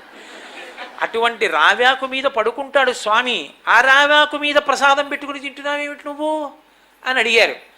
అడిగితే ఆయన అన్నారు, రావియాకు మీద పెట్టుకుని నేను ప్రసాదం ఒకటే తింటున్నాను, మీరు స్వామివారి అవతారాల్లో ఒక అవతారాన్ని తినేస్తారే. ఆయన ఉద్దేశం ఏంటంటే, దశావతారాల్లో మత్స్యాన్ని తినేస్తున్నారుగా మరి జలపుష్పమని. ఇద్దరికీ వాదన వచ్చి, ఇద్దరు ఒకళ్ళతో ఒకళ్ళు వాదనలో ఏముంది, మాట పెరిగిపోయింది, ఆవేశాలు వచ్చేసాయి. గబుక్కుని ప్రసాద దూషణం చేశారు సర్వమంగళేశ్వర శాస్త్రి గారు. ఈశ్వర ప్రసాదాన్ని తిరస్కరించకూడదు. ప్రసాదం తిరస్కరించడం అంటే ఈశ్వరానుగ్రహం అక్కర్లేదని చెప్పడం. ప్రసాదము అంటే అనుగ్రహము. నాకు అక్కర్లేదండి అన్నారనుకోండి, నాకు ఈశ్వరానుగ్రహం అక్కర్లేదండి. సత్యనారాయణ స్వామి వ్రతకథలో ఆవిడ వెళ్ళి వ్రతం అంతా చేసి ప్రసాదం తినడం మానేస్తే వచ్చినటువంటి తండ్రిని ఆ భర్త ఇద్దరి పడవ మునిగిపోతుంది. అంటే ఆయన ఏమైనా శాడిస్టా? ప్రసాదం తినలేదని పడవలు ముంచేస్తూ ఉండడం కాదు. ఈశ్వరానుగ్రహం అక్కర్లేదంటే ఆపద ఎందుకు రాదు? వెంటనే వెళ్ళి ప్రసాదం నోట్లో వేసుకొని పడవ పైకి తీది. అంటే ఈశ్వరానుగ్రహం ఉంటే ఆపద ఎక్కడి నుంచి వస్తుంది? అది అన్వయం. అంతేగాని దానికి చిలవల పలవలు చేసి విశేషాలు చెప్పి పడవలు ముంచేశాడండి అలా మాట్లాడకూడదు. దాన్ని ప్రసాదము ఈశ్వరానుగ్రహ స్వరూపము. కాబట్టి ప్రసాదాన్ని తిరస్కరించి దూషించడం ఈశ్వర దూషణం. ఆయనకి కళ్ళ దృష్టి పోయింది. వెంటనే పోతే లోకమంతా చీకటైపోయింది. చీకటైపోగానే ఆయన పరమభక్తుడు, మహానుభావుడు, ఆవేశంలో గబుక్కుని తొందరపడి దూషణ చేశారు. ఆయన వెంటనే ఈశ్వరుడు సూర్యభగవానుణ్ణి ఒక్క శ్లోకంతో ప్రార్థన చేశారు. లోకాల యొక్క చీకట్లన్నింటినీ నీ ఉదయంలో పోగొట్టేస్తావు. సూర్యబింబం వచ్చింది అంటే ఇక చీకటి ఉండదు. అటువంటి మహానుభావుడివి, నా కళ్ళకు కప్పినటువంటి చీకట్లు పోయేటట్టు చెయ్యలేవా ఈశ్వరా? నాకున్న అంధత్వాన్ని తొలగించమని ప్రార్థన చేశారు. వెంటనే సూర్యభగవానుడు అనుగ్రహించాడు. అనుగ్రహించడం ఏమిటి? ఆయనకు వచ్చినటువంటి అంధత్వం పోయి మళ్ళీ చూపు వచ్చింది. ఆయన్ని స్తోత్రం చేసేటప్పుడు ఆ భక్తి కలిగిన వాడు ఒక్కసారి ప్రార్థన చేస్తే చాలు, ఆయన అనుగ్రహించేస్తాడు. అంత గొప్ప స్వరూపం. అంత గొప్ప స్వరూపం రథాకార మండలంగా ఉంటాడు కోణార్కలో. సూర్య రథానికి ప్రదక్షిణం చేయడం అంటే అంత తేలికైన విషయం కాదు. కానీ ఒక్క కోణార్క క్షేత్రంలో మాత్రం రథాకారంలో ఉన్నటువంటి కారణం చేత కోణార్కలో చేసేటటువంటి ప్రదక్షిణం సూర్య రథానికి చేసేటటువంటి ప్రదక్షిణం. అందుకే అరసవిల్లి, కోణార్క్ ఇటువంటి క్షేత్రాలకి వెళ్ళి చేసేటటువంటి ప్రదక్షిణాలు, నమస్కారాలు చాలా విశేషమైనటువంటి అనుగ్రహాన్ని ఇస్తాయి. ఇప్పటికీ సూర్య నమస్కారాలు చేస్తూ ఉంటారు. అన్నిటికన్నా ఆశ్చర్యకరమైన విషయం ఏమిటో తెలుసా? ఒక పత్రం కానీ, ఒక పుష్పం కానీ, ఒక ఫలం కానీ ఇవ్వక్కర్లేదు. సూర్యుడు దేని చేత ప్రీతి పొందిపోతాడంటే ఒక నమస్కారము చేత ప్రీతి చెందుతాడు. అందుకే సూర్య నమస్కారాలు అంటారు. అవి ఆరోగ్యం కోసం అటువంటి భంగిమల్ని ఏర్పాటు చేసింది శాస్త్రం. ఆ సూర్యమండలాన్ని అంతటినీ జాగ్రత్తగా భూమి మీదకి తీసుకొచ్చి చేస్తారు. అసలు నిజంగా ఆయన్ని పూజ్యాలంటే సాధ్యమయ్యే విషయం కానే కాదు. ప్రదీపజ్వాలాభిర్దివసకర నీరాజన విధి అంటారు శంకర భగవత్పాదులు. ఆయనకి హారతి ఏమిస్తాం మనం? అంతటి వాడు భూమి మీద ఆ మండలాన్ని తీసుకొస్తే ఆ రంగురంగుల ముగ్గు వేసి అందులోకి సూర్యమండలాన్ని ఆవాహన చేస్తే వస్తాడు. అందుకే సూర్య నమస్కారం చేయడం, ఆ సూర్య నమస్కారాలు చేసినప్పుడు ఇచ్చినటువంటి తీర్థం పుచ్చుకోవడం, దేవాలయానికి ప్రదక్షిణం చేయడం, సూర్యుడికి నమస్కారం చేసి అనుగ్రహాన్ని పొందడం ఉపాసనలో బహు తేలికైన విషయం. నేను మీతో మనవి చేసి ఉన్నాను, పోనీ రోజు ఒకలాగే కనపడతాడనుకోండి, అబ్బాయి ఏం చేస్తామండి రోజు అలా ఎంతకని చూస్తాను లేదు అనొచ్చు. అలా ఉండదు. ఒక్కొక్క ఋతువు ఎందు ఒక్కొక్క రంగుతో ఉంటాడు. అసలు బింబాన్ని పరిశీలించడం చాలు. ఒక్కొక్క కవి అసలు సూర్యోదయ సూర్యాస్తమయాల్ని వర్ణించిన తీరు చదువుతుంటే అద్భుతంగా ఉంటుంది. రామాయణంలో వాల్మీకి మహర్షి ఆ సూర్యబింబం వర్షాకాలంలో ఉదయిస్తే ఎలా ఉంటుందో వర్ణిస్తూ అసలు ఆయనకి ఆ ఊహ ఎలా వచ్చిందా అనిపిస్తుంది. మబ్బులు అడ్డుకుంటాయి కదా, వాటి వెనక నుంచి సూర్యబింబం కొద్దిగా కాంతితో ఉంటుంది. అది వ్రణానికి అంటే ఏ కురుపో వేస్తే దాని మీద కట్టు కడితే లోపల నుంచి నిద్దురోడుతున్న కురుపు ఎలా ఉంటుందో అలా కనపడుతున్నాడు అన్నారు. అంత గొప్పగా ఉంటుంది అప్పుడు ఆ సూర్యబింబం. ఒక్కొక్కప్పుడు ఒక్కొక్కలా కనపడుతుంది ఆ కాంతి. అది చూడ్డంలో, ఆ సంతోషించడంలో ఆ హృదయం ఉండాలి. అసలు సూర్యనారాయణమూర్తి వల్లే ఈ లోకానికి చెప్పులు గొడుగు వచ్చాయి. ఎందుకో తెలుసా? జమదగ్ని అని ఒక మహర్షి, ఆయన భార్య రేణుకాదేవి, పరశురాముడి తండ్రి. ఆయన ఒకప్పుడు ఏదో భార్యతో ఆడుకుంటున్నాడు సరదాగా. ఈయన ధనస్సట్టుకు బాణం వేయం, ఆవిడ పరిగెత్తుకెళ్ళి ఆ బాణం పట్టుకొస్తూ ఉండడం, ఆయనకి ఇస్తూ ఉండడం. ఆవిడ సుకుమారి, ఓ 5-6 బాణాలు తీసుకొచ్చేప్పటికి అలిసిపోయి ఒళ్ళంతా చెమట పట్టి ఆయాసపడింది. ఆయన భార్య వంక చూసి ఇంత చెమట పట్టిందే అని చూశాడు. పైకి చూశాడు, సూర్యబింబం తేజస్సు పొందుతోంది. మా ఆవిడ నేను ఆడుకుంటుంటే అంత తేజస్సు పొందుతావా చెప్పిస్తానన్నాడు. అంటే సూర్యుడు దిగొచ్చి అన్నాడు, తప్పలా, మీ ఆవిడతో ఆడుకుంటున్నారని నేను ప్రకాశించకుండా ఉండకూడదు, కాబట్టి నేను ప్రకాశించాలి. మీ ఒక్కరి యొక్క రక్షణ కొరకు నేను ఈ లోకంలో ఇంతకు ముందు లేని రెండిటిని సృజించి మీకు ఇస్తున్నాను, గొడుగు చెప్పులు వేసుకోండి అని చెప్పులు ఇచ్చి గొడుగిచ్చాడు. జమదగ్ని మహర్షి మొట్టమొదటిసారి గొడుగేసుకుని చెప్పులు వేసుకున్నాడు. అప్పటి నుంచి పెద్దలకి, గురువుకి, ఆ స్నాతకం చేసుకున్న పెళ్లి కొడుక్కి గొడుగు చెప్పులు ఇస్తుంటారు. గొడుగు చెప్పులు ఎక్కడి నుంచి వచ్చాయంటే సూర్యనారాయణమూర్తి అనుగ్రహంగానే వచ్చాయి.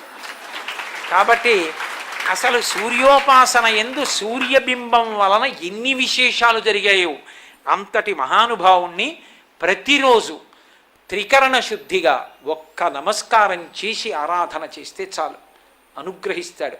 నేను మీతో మనవి చేసి ఉన్నాను కదూ, అసలు ఆ సూర్యబింబాన్ని వర్ణించినటువంటి ఘట్టాలని తేలికగా చూసి వదిలిపెట్టేయకండి. మీరు కావ్యాలు చదువుతున్నప్పుడు, పురాణాలు చదువుతున్నప్పుడు ఆ సూర్యోదయాన్ని సూర్యాస్తమయాన్ని వర్ణించడాన్ని చదవండి. ఒక్క విషయం చెప్పి నేను పూర్తి చేస్తాను.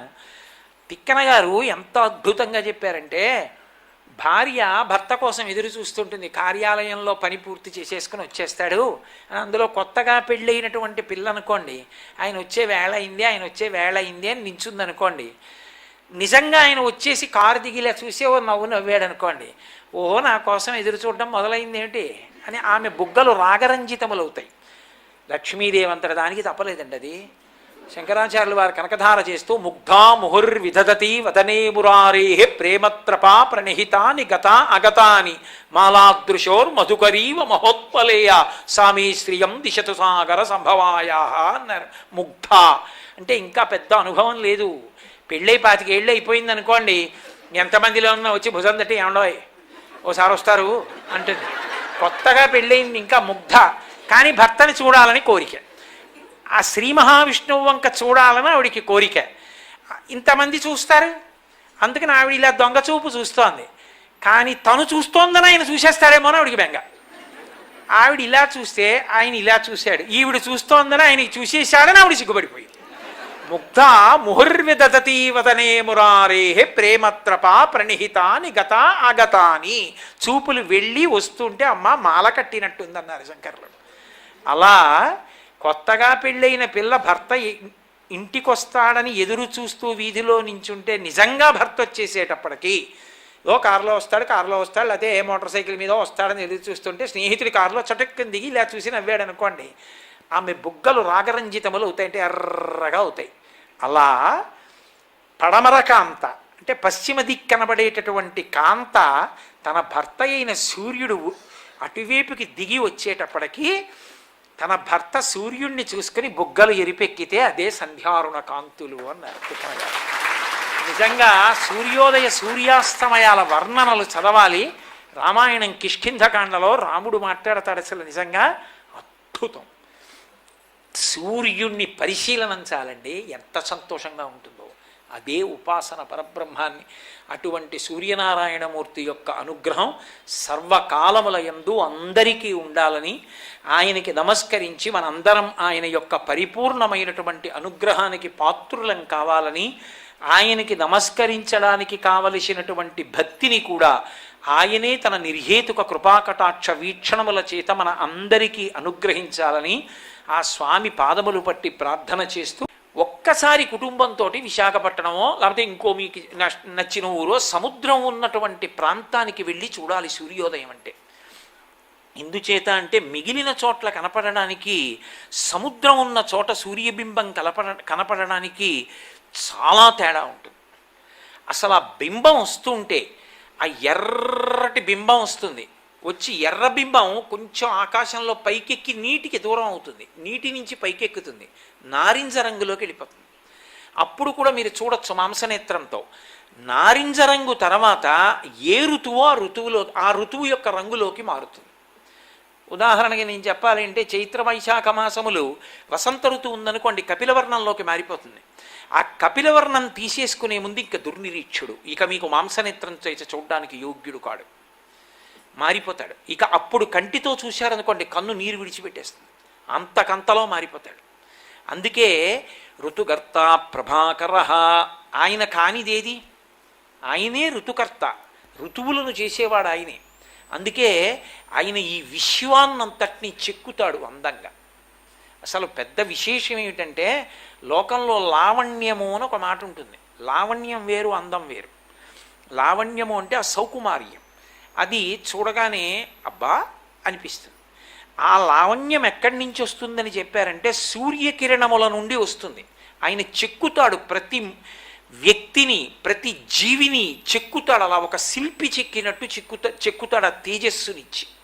అందుకే ప్రకృతిలో మళ్ళీ అటువంటి తేజస్సుని పట్టి ప్రసారం చెయ్యగలిగినటువంటి పదార్థం ఏది అంటే ఒక్క జిల్లేడాకు. అందుకే జిల్లేడు చెట్టు పేరు సూర్యుడి పేరుతోటే ఉంటుంది. అర్క అంటే సూర్యుడు, అర్క అంటే జిల్లేడు చెట్టు. రథసప్తమి నాడు ఆకాశం అంతా నక్షత్రమండలం రథాకారంలో ఉంటుంది, అందుకని దానికి రథసప్తమి అని పేరు. ప్రతి సప్తమి తిథి నాడు సూర్యకాంతి చాలా విశేషంగా ఉంటుంది.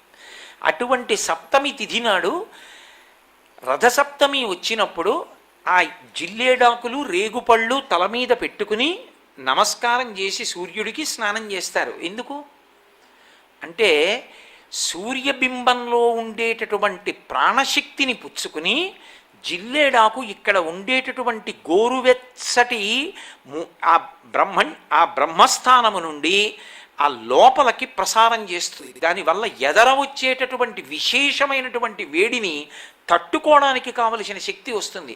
రేగుపండుకి ఓ లక్షణం ఉంది, పీడ తీస్తుంది అది. అందుకే పిల్లలకి భోగి పండగ నాడు చిల్లర పైసలతో కలిపి రేగుపళ్ళు పోస్తారు. భోగి పీడ పోయింది వాళ్ళకి అని అంటే వాళ్ళకి ఆ పీడ పోతే వాడు భోగం అనుభవించడానికి యోగ్యుడవుతాడు, ఆ తేజస్సు నిలబడుతుంది.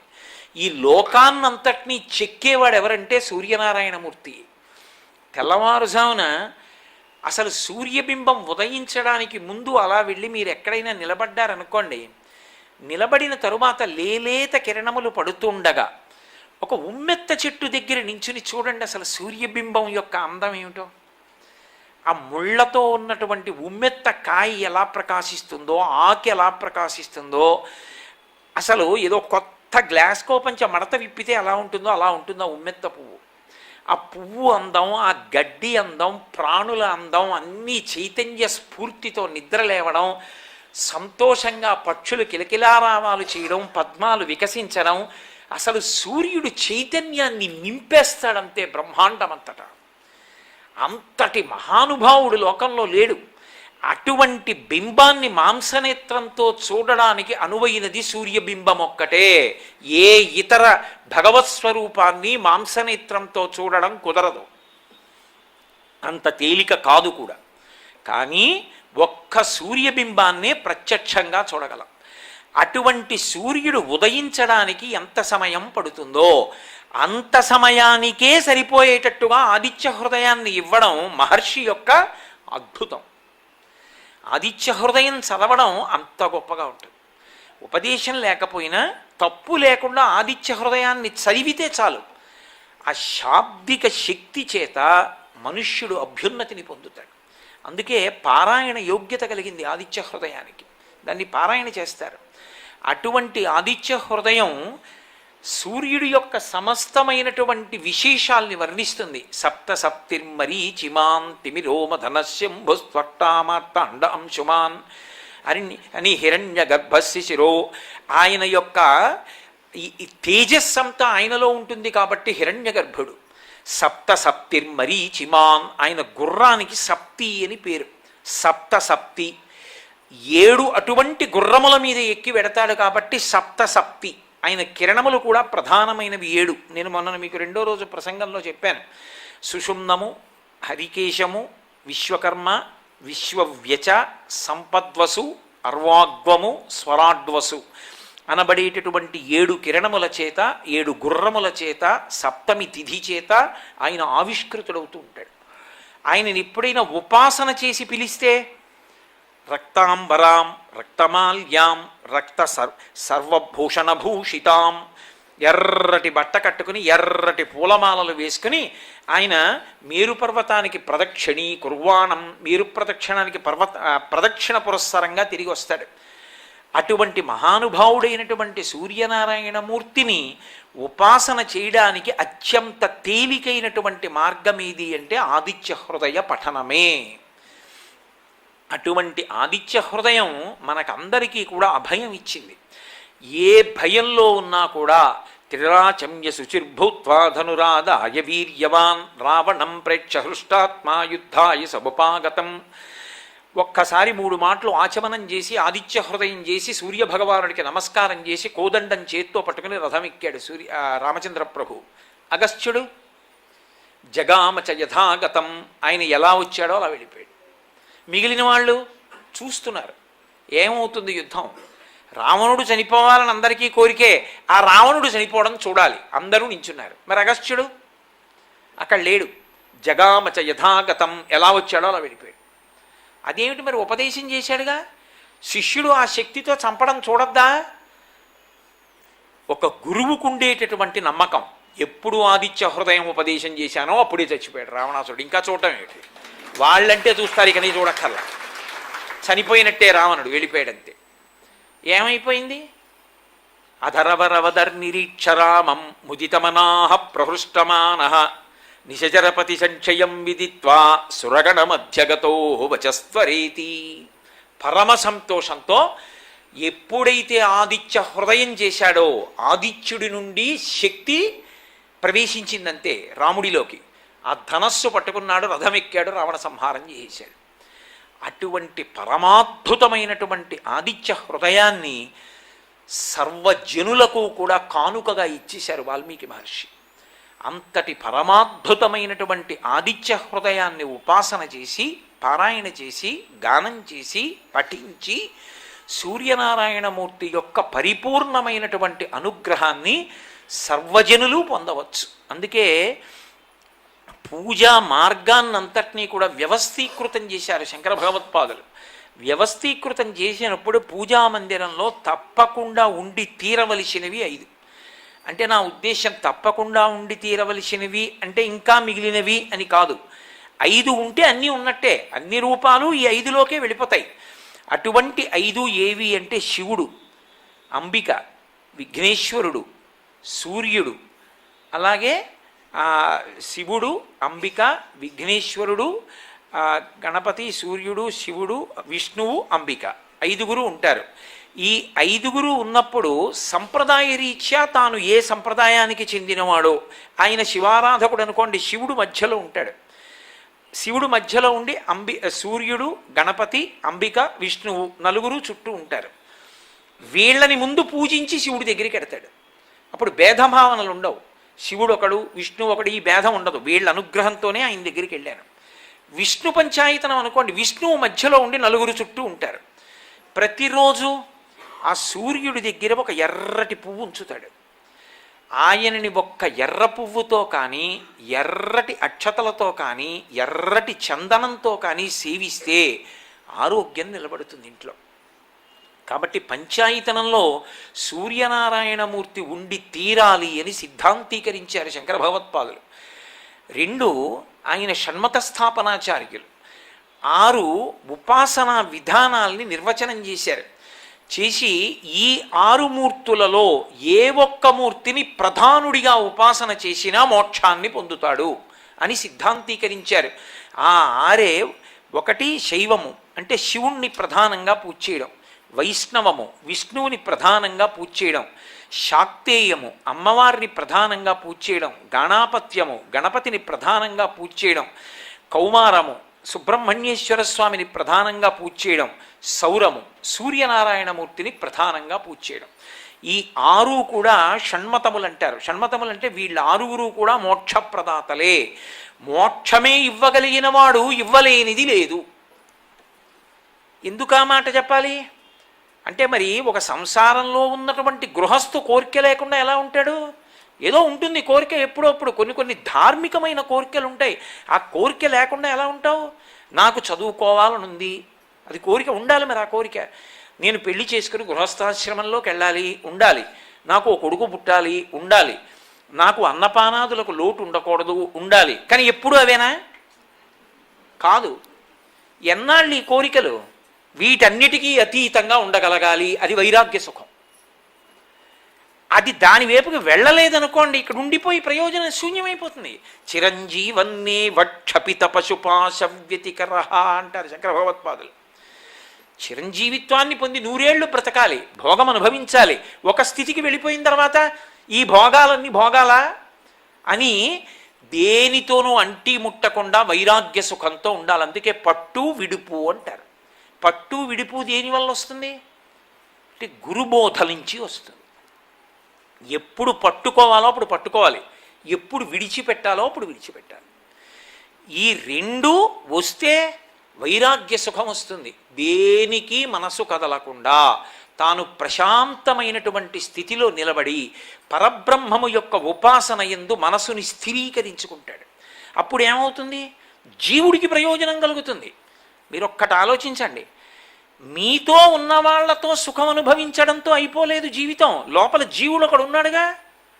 మరి ఈ జీవుడు ఇవాళ ఈ శరీరంలో ఉన్నాడు, ఈ శరీరం విడిచిపెట్టిన తర్వాత జీవుడు మళ్ళీ ఇంకో శరీరంలోకి ఎడతాడా? మరి ఆ శరీరంలో వెళ్ళిన తర్వాత అక్కడ కూడా ఓ భార్య, అక్కడ కూడా బిడ్డలు ఉంటారా? ఉన్నప్పుడు అక్కడ కూడా వాడికి అన్నం తినాలని ఉంటుందా? అక్కడ కూడా భార్యకి బిడ్డలకి అన్నం పెట్టాలని ఉంటుందా? ఉన్నప్పుడు ఏది చూసి ఈశ్వరుడు ఇస్తాడు? చేసిన పుణ్యం ఏదైనా ఉంటేను. మరి పుణ్యం చెయ్యాలన్న కోరిక ఎక్కడి నుంచి వస్తుంది? విడిచిపెడితే కదా పుణ్యం ఏదైనా. నాది కాదు చాగే నైకే అమృతత్వమానసు.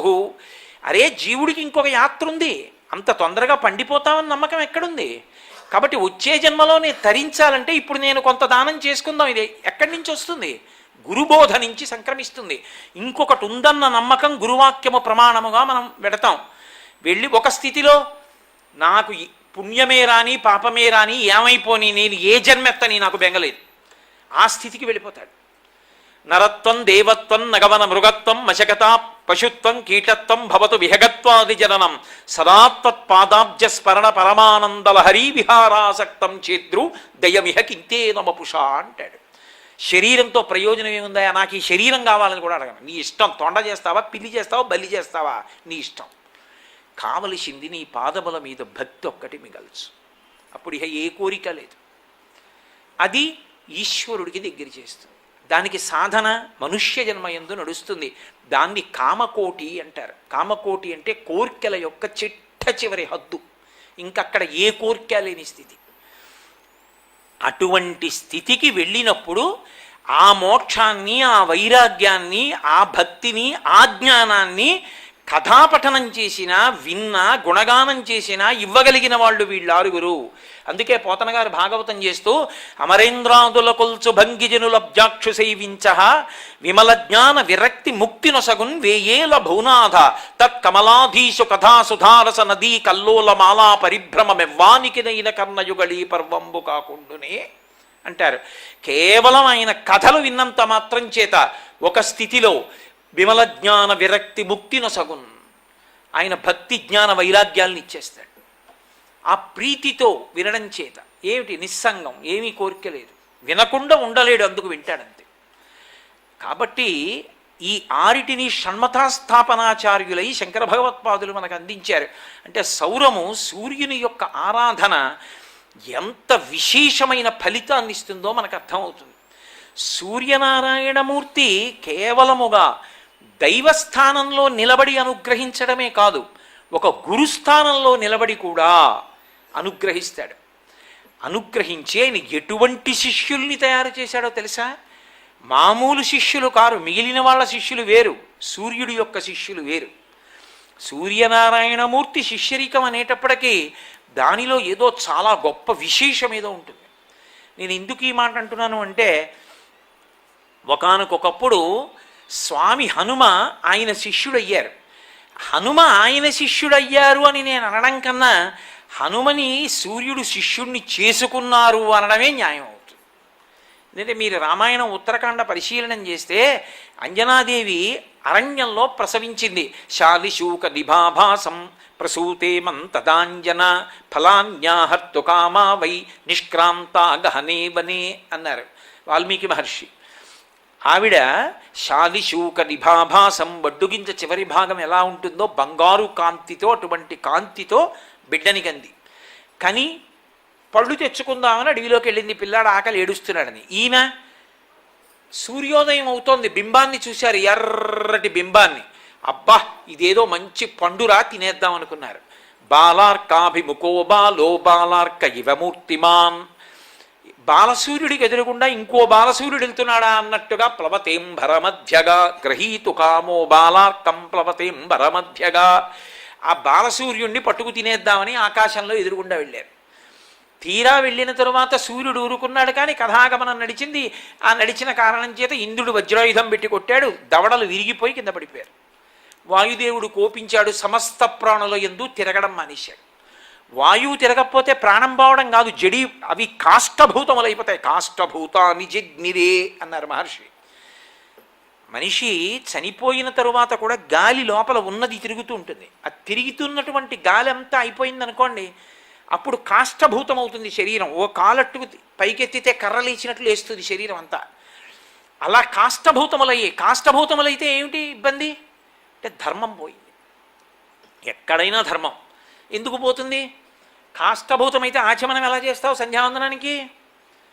ఇలా అంటే కదా సంధ్యావందనం చెయ్యి, ఇలా మడుచుకోకపోతే ఎలా చేస్తావు? హవిస్సు ఎలా ఇస్తావు? పూజ ఎలా చేస్తావు? ధర్మచక్రం నిలబడిపోయింది. అందుకు దేవతలు జోక్యం చేసుకున్నారు. బ్రహ్మగారు గబగబా వచ్చారు కమండలం పట్టుకుని. వాయుదేవుడు లేచి నమస్కరించాడు, ఆ కమండల జలాలు జల్లాడు. మళ్ళీ హనుమ లేచి నిలబడ్డాడు. ఆయన చమత్కారం ఏమిటంటే వరములుగా చిత్రమైన విశేషాలు ఇచ్చారు. ఏవో నా యొక్క బ్రహ్మాస్త్రమునకు కట్టుబడడు, ఇలా వరాలు ఇచ్చారు. ఒక్క సూర్యనారాయణమూర్తి మాత్రం హనుమకి ఒక విశేషమైన వరం ఇచ్చారు. ఆయన అన్నారు, దగ్గరికి వచ్చి ఆ పిల్లవాడిని చూసి, తేజసోస్య మదీయస్య దదామి శతికాం కలాం తస్యాం శాస్త్రం దాస్యామి ఏన వాంగ్మీ భవిష్యతి అన్నారు ఆయన. నేను ఈ పిల్లవాడికి నా యొక్క తేజస్సులో 100వ వంతు ఇచ్చేస్తున్నాను. అందుకే హనుమ యొక్క రూపమే అంత తేజోవంతంగా ఉంటుంది. అందుకే ఆయన్ని చూడగానే రావణాసుడు కిమీష భగవాన్నం దీభవే సాక్షాద్యాగత ఏన శక్తోస్మి కైలాసే మయా సంచలితే పురా అన్నాడు. ఏమి తేజస్సురా, నందీశ్వరుడా, ఏమి ఇంత తేజస్సుతో ఉంది వానరం అన్నాడు. ఆ తేజస్సు ఎక్కడిది? సూర్యనారాయణమూర్తి దదామి శితికాం కలాం, తన కాంతిలో తన తేజస్సులో 100వ భాగాన్ని ధారపోసేశారు. ధారపోసి ఒక మాట అన్నారు, తదాస్య శాస్త్రం దాస్యామి, ఈ పిల్లవాడికి నేను గురుత్వం వహిస్తాను, గురుత్వం వహించి వీడికి శాస్త్రములు నేర్పుతాను. దానివల్ల ఈ పిల్లవాడు ఏమవుతాడంటే ఏన వాంగ్మీ భవిష్యతి, ఈ పిల్లవాడిలా మాట్లాడగలిగిన వాడు లోకంలో ఉంటాడు. అంత అద్భుతంగా మాట్లాడతాడు ఈ పిల్లవాడు. అటువంటి పిల్లవాడిని శిష్యుడిగా నేను తయారు చేస్తాను. 2 అంతేకాదు, శాస్త్రం చదువుకోవడంలో, శాస్త్రం చెప్పడంలో, శాస్త్రం స్ఫురణకి రావడంలో ఇతన్ని మించిన వాడు ఉండడు. అంత గొప్పవాడవుతాడు. అందుకే ఇప్పటికీ హనుమ పేరు చెప్పినా ఇన్ని తలుచుకున్నా జడత్వం విరిగిపోతుంది. బుద్ధిర్యశో బలం ధైర్యం నిర్భయత్వమరోగత అజాడ్యం వక్వటత్వం చా హనుమత్ స్మరణాత్ లభేత్. ఆయన్ని తలుచుకుంటే చాలు జడత్వం విరిగిపోతుంది. జడత్వం అంటే ప్రతిస్పందన శక్తి లోపించడం. మనిషికి తెలియకపోవడం ఎప్పుడూ తప్పు కాదు, కానీ చెప్పినా వినకపోవడం మాత్రం భయంకరమైనటువంటి దోషం. అది మూర్ఖత్వం, దానివల్ల పాడైపోతాడు మనిషి. చెప్పినా వాడు వినడనుకోండి, ఇంకా అర్థం లేదు దానికి అసలు. ఆ చెప్పినా వినకపోవడం అనేటటువంటి జడత్వం పోయి చెప్తే వినడం అనేటటువంటి ప్రతిస్పందన కింద మారాలంటే వాడు ఎవరి మాట వినడండి అంటుంటారు చూశారు. అటువంటి వారికి విరుగుడేది అంటే 1 అమ్మవారి పాదపద్మాలు, 2 హనుమ యొక్క పాదాలు పట్టుకోవడం. హనుమ అంటే గురువు శిష్యుడు ఇద్దరు వేరు కాదు.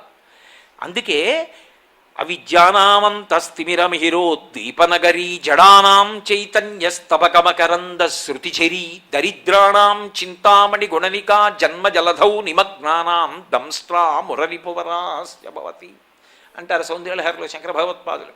జడానాం చైతన్యస్తబక మకరంద శృతిచరీ, ఆ తల్లి జడుల పాలిట చైతన్య స్తబక మకరంద శృతిచరీ, తేనె వెల్లువ కింద కొట్టినట్టు ఆ లోపల ఆ ప్రతిస్పందన శక్తి వచ్చేటట్టు జడత్వం విరిగిపోయేటట్టు చేస్తుంది. అంత గొప్ప శిష్యుణ్ణి తయారు చేశారు. కాదు, అసలు హనుమలా పాఠం నేర్చుకున్నవాడు కనబడ్డ లోకంలో. ఎందుకని అంటే లోకంలో గురువుగారి దగ్గర పాఠం నేర్చుకోవాలి అంటే గురువుగారి కన్నా ఎత్తు మీద కూర్చుని నేర్చుకోకూడదు. గురువుగారు ఎత్తులో కూర్చుంటారు, శిష్యుడు కింద కూర్చుంటాడు. ఎందుకు కూర్చోవాలంటే అసలు ఆ మాటలో ఉంది గౌరవం. గురువు అంటే బరువు, శిష్యుడంటే లఘువు అంటే చిన్నవాడు. ఎవరికి గురువు? గురువుగారు అని పిలిచిన వాళ్ళందరికైనా గురువు అవడు. ఎవడు ఆయన కన్నా నేను లఘువు అన్న నమ్మకంతో ఉంటాడో వాడికి ఆయన గురువు అవుతాడు. ఆయన కన్నా నేను చిన్నవాణ్ణిరా, ఆయన చెప్పిన మాటలలోని సారాంశం నేను పట్టుకోవాలి, ఆయన చెప్పిన మాటలు నాకు అభ్యున్నతి కారకములు అన్న నమ్మకంతో విన్నవాడెవడో వాడికి ఆయన గురువు అవుతాడు తప్ప విన్న దాంట్లో ఏదో వంక పెడదాం అనుకున్న వాళ్ళందరికీ ఆయన గురువు ఎందుకు అవుతాడు? అవడు. ఒకే వర్షం ఉమ్మెత్త చెట్టు మీద పడింది అనుకోండి, ఆకులు రాలిపోతాయి దానికి. ఇంకో చెట్టు మీద పడింది అనుకోండి, చెట్టు పైకి లేస్తుంది. స్వీకరించేవాడి మనస్తత్వాన్ని బట్టి అభివృద్ధి ఉంటుంది. కాబట్టి ఏమైంది అంటే హనుమ సూర్యుడి దగ్గర పాఠం నేర్చుకోవడం అంత తేలిక కాదు. ప్రాతకాలంలో బింబం ఎర్రగా ఉంటుంది, క్షణానికి కాంతి పుంజేసుకుంటారు ఆయన. ఆయనతో వెళ్ళడం సాధ్యం కాదు, కాంతి కొట్టేస్తుంది పక్కన. మార్తాండ బింబం అయిపోతాడు మధ్యాహ్నానికి. ఎవరు వెళ్ళగలరు ఆయనతో? పోనీ ఆయన పక్కన ఆయన చెప్పింది వినడానికి ఎత్తుగా ఇలా నిలబడదామా, ఆయనతో నడుద్దామా? కుదరదు. పోనీ ఎదురుగుండా నిలబడదామా? అలా గురువుగారికి ఎదురుగుండా నిలబడి ఎలా వింటారు? వెనక్కి నడుస్తూ వినాలి. మహానుభావుడైనటువంటి హనుమ ఒక పక్కకి నిలబడి వెనక్కి నడుస్తూ సూర్యనారాయణమూర్తి చెప్పిన పాఠం విని నవవ్యాకరణ పండితుడయ్యారు. బుద్ధిమతాం వరిష్టం వాతాత్మజం వనరయూధ ముఖ్యం శ్రీరామదూతం శిరసా నమామి. అటువంటి గురువు, అటువంటి శిష్యుడు లోకంలో లేరు. అంత గొప్ప శిష్యుల్ని తయారు చేశారు ఆయన. అందున ఎటువంటి శిష్యుడు? ఆ శిష్యుడేమి ఇంత శక్తి పొంది తన కొరకు తాను అని చేసుకున్న పని ఒక్కటి లేని వారు ఎవరైనా ఉంటే హనుమొక్కరే. ఇంత శక్తి ఉండి, ఇంత పాండిత్యం ఉండి, ఇంత శరీర బలం ఉండి నా కొరకు అని ఒక పని ఆయన తన కోసం చేసుకోవాలి. ఏది చేసినా ఇతరుల కొరకే. రామార్థం వానరార్థం చకీర్షం కర్మ దుష్కరం సముద్రస్య పరంపారం దుష్ప్రాపం ప్రాప్తుమిచ్చసి అంటారు. వానుల కోసం, రామచంద్రమూర్తి కోసం 100 యోజనముల సముద్రాన్ని గడచి వెళ్ళారు. అన్ని ఇబ్బందులు పడ్డారంటే రామచంద్రమూర్తి కోసం పడ్డారు. అంతటి మహాత్యాగి, అంత గొప్ప శిష్యుణ్ణి తయారు చేసినటువంటి ఘనత గురువు గారికి దక్కుతుంది. ఎక్కడైనా లోకంలో ప్రజ్ఞావంతుడైనటువంటి శిష్యుడు ఒకడు కనపడ్డాడు అనుకోండి, మొదట నమస్కారం ఎవరికి చేస్తారంటే ఇంతటి లోకోపకారి అయినటువంటి ఆ శిష్యుణ్ణి తయారు చేసిన గురువుకి నమస్కారం అంటారు. ముందు గురువుని స్మరిస్తారు. అటువంటి గురువు, ఆయన ఆస్తి ఆయన విజ్ఞానమే. ఆ జ్ఞానం ఎవరికెడుతుంది? లోకంలో లౌకికంగా ఏ తండ్రి యొక్క సంపాదనైనా సరే ఆయన కడుపున పుట్టిన బిడ్డలకెడుతుంది. గురువుగారు ఆస్తి ఎవరికెడుతుంది? ఎవడు ఆర్తితో ఆయన మాటలు విన్నాడో వాడికి వెళ్ళిపోతుంది. ఎందుకని ఆయనకున్న ఆస్తి ఆయన జ్ఞానం ఒక్కటే. ఆ జ్ఞానం ఎవరికెడుతుంది? ఎవడు ఆర్తితో ఆయనను అనుగమించాడో వాడికెడుతుంది. కడుపున పుట్టినవాడైనా సరే వెళ్ళదు అది ఆ ఆర్తి లేనప్పుడు. అంతటి త్యాగి గురువు తప్ప ఎవరున్నారు? అటువంటి శిష్యుణ్ణి తయారు చేసినటువంటి గురువుని చూస్తే ఎంత ఆనందంగా ఉంటుంది. నిజంగా సూర్యబింబం వంక నిలబడి, మహానుభావ అటువంటి శిష్యుణ్ణి తయారు చేశావయ్యా, ఏమి శిష్యుణ్ణి తయారు చేశావయ్యా తండ్రి అని ఒక నమస్కారం చేశారనుకోండి, మనసు ఎంత ఆర్ద్రమైపోతుంది చూడండి. నిజంగా ఎలా నేర్చుకున్నాడు, మీరు ఎలా వెళ్ళారు, ఎలా పాఠం చెప్పారు, ఏమి శిష్యుడు, ఏమి గురువు. సూర్యనారాయణమూర్తికి నమస్కారం చేసినంత మాత్రం చేత హనుమ కూడా ప్రీతి చెందుతారు. ఎందుకో తెలుసా? గురువు గారికి నమస్కారం. గురువుకి నమస్కారం చేస్తుంటే లోకంలో ఏ శిష్యుడు ప్రీతి పొందడు? మా గురువు గౌరవింపబడుతున్నారని. అందుకే సూర్యుడికి చేసిన నమస్కారం చేత హనుమ కూడా ఆనందపడతారు. అంతటి నవవ్యాకరణ పండితుణ్ణి సుగ్రీవుడు అంటాడు, దేశకాలానువృత్తిశ్చ నయశ్చ నయ పండిత అంటాడు హనుమని. దేశకాలములను తెలుసుకుని దాని యందు పాటించవలసినటువంటి నియమములను తెలుసున్న వాళ్ళలో నీకన్నా గొప్పవాడు లేడు అన్నారు. అందుకే అన్ని వానరములు దక్షిణ దిక్కుకు వెడుతున్నా హనుమకిచ్చారు తప్ప ఉంగరం నాయకత్వం వహించిన అంగదుడికి కూడా ఇవ్వలేదు. అంత గొప్ప శిష్యుణ్ణి తయారు చేశారు. రెండవ వాడు మహానుభావుడు యాజ్ఞవల్కుడు. ఒకానొకప్పుడు ఆ యాజ్ఞవల్క్య మహర్షి, ఆ వ్యాస మహర్షి వేదాన్నంతటినీ 4గా విభాగం చేసినప్పుడు యజుర్వేదాన్ని వైశంపాయనుడికి అప్పచెప్పాడు. ఆ వైశంపాయనుడి దగ్గర శిష్యరికం చేశాడు యాజ్ఞవల్క్యుడు. చేసి ఆయన నుండి పొందాడు ఆ యజుర్వేదాన్ని. పొందిన తర్వాత గురువుగారికి శిష్యుడికి ఏదో చిన్న భేదం వచ్చింది, మాట భేదం. మర్యాద ఇద్దరు ఏం తప్పరు, ఏదో ఎక్కడో చిన్న మాట భేదం వచ్చింది. గురువుగారు అన్నారు ఆగ్రహించి, నేను ఇచ్చిన విద్య నాకు ఇచ్చేసేయి అన్నాడు. ఆయన వెంటనే కక్కేశాడు నేర్చుకున్న విద్యని, యజుర్వేదాన్ని బయటికి కక్కేశాడు. తిత్తిరి పిట్టల రూపంలో తిన్నారు ఋషులు. ఇప్పుడు మళ్ళీ వేదం నేర్చుకోవడానికి సూర్యుడి దగ్గరికి వెళ్ళాడు. గురువుగారితో చిన్న అభిప్రాయ భేదం వచ్చింది. గురువుగారు నేర్పిన విద్య ఇచ్చేయమన్నారు, కక్కేశాను. అందుకని నాకు ఇప్పుడు మళ్ళీ మీరు వేదం నేర్పండి అన్నాడు. యాజ్ఞవల్క్యుని యొక్క గొప్పతనం చూసి సూర్యుడు నేను నేర్పుతాను వేదమని ఆయన నేర్పాడు. గురువుగారు చెప్పిన వేదమే మళ్ళీ చెప్పారనుకోండి, అంటే నే చెప్పింది కక్కేస్తే మళ్ళీ మీరు చెప్పారా అన్న దోషం వస్తుంది. అందుకే పాఠాంతరం చెప్పాడు యజుర్వేదానికి. అందుకే యజుర్వేదం కృష్ణ యజుర్వేదం, శుక్ల యజుర్వేదం అని 2గా విడిపోయింది.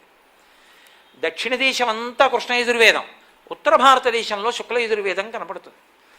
అటువంటి అతి తక్కువ మంది, ఇప్పటికీ కూడా ఆంధ్రదేశంలో కూడా శుక్ల యజుర్వేదం చదువుకున్నటువంటి పండితులు బహు కొద్ది మంది మాత్రమే ఉంటారు. అటువంటి శుక్ల యజుర్వేదం సూర్యనారాయణమూర్తి నుండి యాజ్ఞవల్క్యునికి వచ్చింది. అక్కడి నుంచి శుక్ల యజుర్వేదం మిగిలినటువంటి వాళ్ళందరికీ కూడా వచ్చింది. యజుర్వేదం 2గా మారేటట్టుగా పాఠం నేర్చుకున్నటువంటి శిష్యుడు యాజ్ఞవల్క్యుడు. ఆయనకి గురువు సూర్యనారాయణమూర్తి. అసలు మనుష్య ధర్మాలన్నీ నేర్పింది గురువైనటువంటి సూర్యుడే.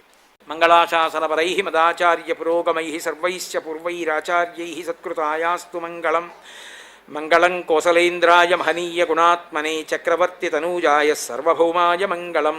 ఉమాకాంతాయ కాంతాయ కామితార్థప్రదాయినే శ్రీగిరీశాయ దేవాయ మలినాథాయ మంగళం. సర్వం శ్రీ ఉమామహేశ్వర పరబ్రహ్మార్పణమస్తు. స్వస్తి.